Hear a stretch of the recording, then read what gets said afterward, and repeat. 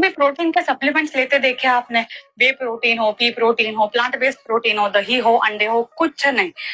क्या खाता है घोड़ा? चना खाता है, घास खाता है, और जो हॉर्स ग्राम है, जिसको नाम ही दिया है उसका, पुलित जिसको बोलते हैं, हुलगा जिसको बोलते हैं, वो खाता है।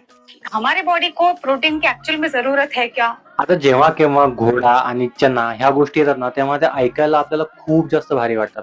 बट ऍक्च्युअली तुमची डायजेस्टिव्ह सिस्टीम आणि ॲनिमल्सची डायजेस्टिव्ह सिस्टीम याच्यामध्ये खूप जास्त फरक आहे.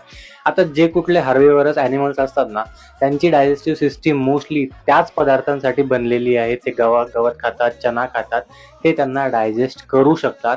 म्हणजे ते फायबरला डायजेस्ट करू शकतात आणि फायबरमधनं त्यांचं न्यूट्रिशन कम्प्लीट होतं. आपल्या बाबतीत असं नाही आहे. आपल्याला प्रोटीन खावं लागेल, फॅट्स घ्यावे लागतील, आपल्याला कार्ब्स घ्यावे लागतील आणि डायजेशनच्या हेल्पसाठी आपल्याला फायबर सुद्धा घ्यावं लागेल.